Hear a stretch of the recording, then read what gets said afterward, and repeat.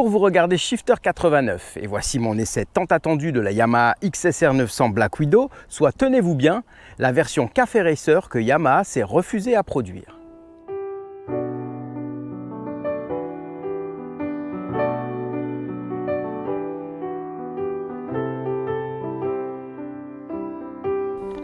Ne cherchez pas plus longtemps, cette XSR 900 n'existe pas telle quelle dans le commerce. Mais les accessoiristes l'ont bien compris, quand on verse dans le néo-rétro, le vintage ou la custom culture japonaise, on veut en afficher les codes. Et c'est exactement ce que j'ai fait en transformant mon XSR full origin en ce Café Racer stylé.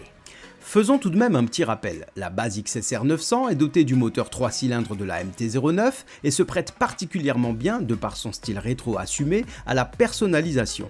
Les chiffres clés sont déjà très parlants puisque Yamaha annonce 119 chevaux pour 193 kg tout plein fait et 9,5 mètres par kilo de couple, ce qui vous donne un moulin bourré de caractère que l'on peut cependant tempérer avec une armada d'aides électroniques. Et pour un motard qui aime les motos possédant des moteurs avec une grosse personnalité, cette japonaise est peut-être celle dont le moulin en a le plus.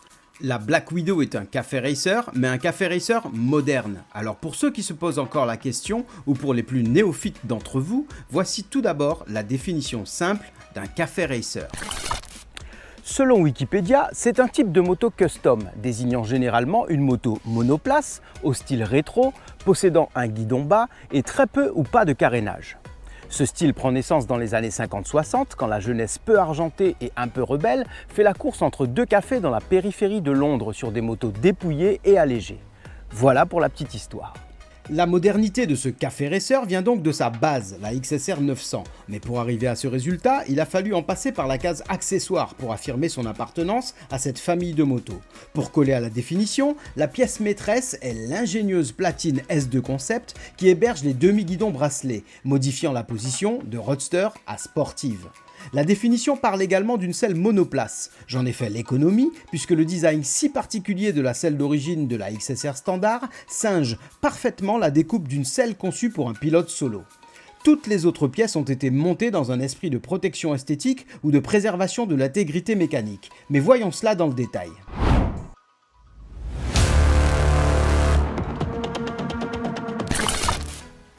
Alors dans cette nouvelle rubrique en détail, on va passer en revue tous les petits détails, toutes les petites mignardises qui font de cette moto une moto unique, mais aussi qui permettent de la transformer en ce Café Racer dont je vous parle depuis un certain temps maintenant.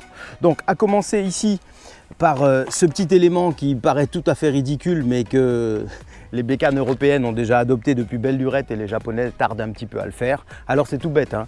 C'est une valve coudée, voilà. Alors là on en a pour 8 €, mais c'est tellement plus pratique au quotidien que je me demande encore pourquoi toutes les motos japonaises n'en sont pas dotées. D'accord, donc pour lui donner ce look full black, j'ai enlevé donc les catadioptres qui se positionnaient ici, qui étaient tout à fait immondes car orange. Voilà, donc ça fait partie des modifications que j'ai pu faire sur la Black Widow, d'où son nom. Ici, nous avons monté des roulettes de protection Gilles Tooling sur l'avant et vous aurez noté que les jantes forgées sont absolument d'origine chez Yamaha, notamment sur la XSR 900. D'accord ? Donc c'est une très bonne base au départ. Ensuite, on avance sur ce moteur, le fameux CP3. Donc comme c'est un excellent moteur, j'ai pas voulu l'abîmer. Du coup, j'ai monté des petites roulettes de protection de la marque Rizoma. Donc c'est celle que j'ai trouvée qui était le plus classe possible et le mieux intégré en fait, parce qu'il y a pléthore de modèles sur le marché, mais elles ne se valent pas toutes. Les modèles ne se valent pas tous, pardon. Ensuite, les protections de Carter GB Racing, indispensables hein, quand on fait comme moi un track des parents ou un petit peu de piste. Voilà. On continue la revue de détail. Donc on peut noter que d'origine, la platine de repose-pied est réglable sur 2 positions. Donc bien sûr, pour une position un peu plus sportive sur un Café Racer, moi je l'ai monté en position haute, ce qui relève la garde au sol. Et ce qui n'est pas négligeable, puisque vous pouvez constater que j'ai enlevé les embouts de repose-pied parce que ça frottait un petit peu sur circuit. Mais bon, c'est vrai que je roule un petit peu comme un bourrin. Alors, petit détail sur la XSR 900, mais qui existe d'origine. C'est repose-pieds escamotables, un peu inspiré de la Diavel de Ducati ou MV Agusta, c'est selon. Hein. Mais bon, c'est une très bonne idée de la part de Yamaha parce que ça pèse pas très lourd et puis c'est très esthétique et très bien intégré. Ok, sur les modifications supplémentaires, donc les roulettes de protection sur l'arrière également, toujours de la marque Gilles Tooling. Et puis les petites roulettes pour la béquille, hein, les petites bobines. De la marque GB Racing également. Je vous passe la valve coudée de l'arrière, puisqu'il y en a une bien sûr à l'arrière et sous. Ici, on arrive sur le support de plaque de la marque Pyramide Plastique, qui a le bon goût d'intégrer les clignotants d'origine. Donc ça m'a coûté une modification mineure. Voilà, donc je n'ai pas eu à faire beaucoup de modifications pour pouvoir intégrer tout ça.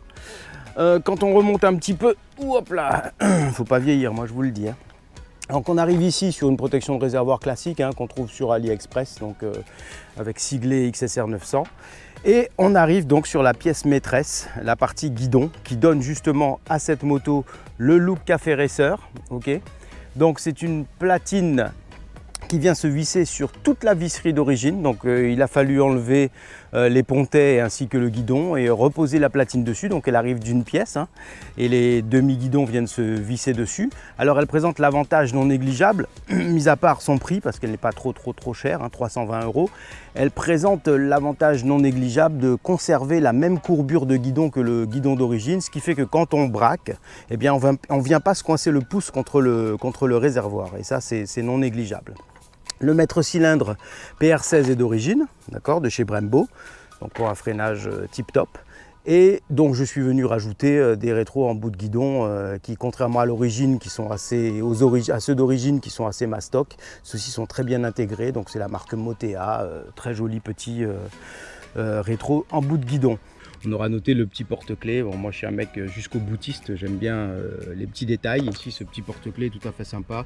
AliExpress également. Voilà. Ensuite, sous cette selle se cache une batterie lithium qui nous permet de gagner un petit peu de poids.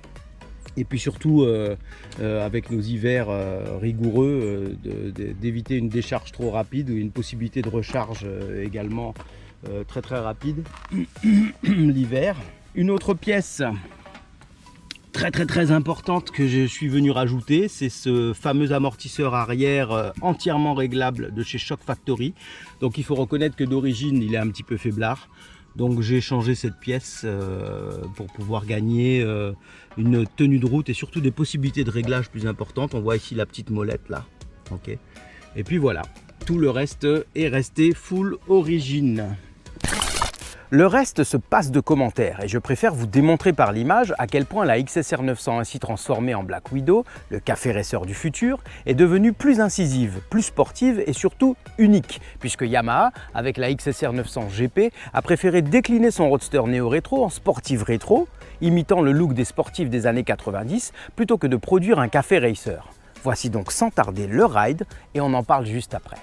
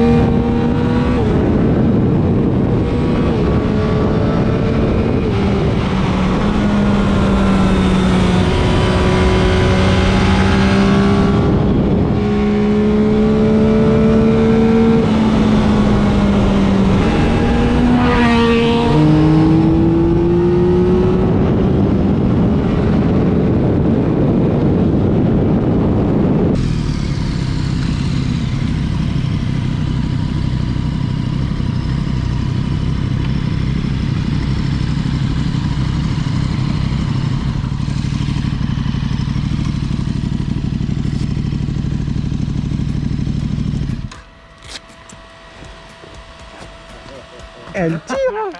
La tienne, elle se déclenche tout le temps. Ah, c'était bien sympa, hein. C'était sympa. C'était bien sympa. C'était bien sympa.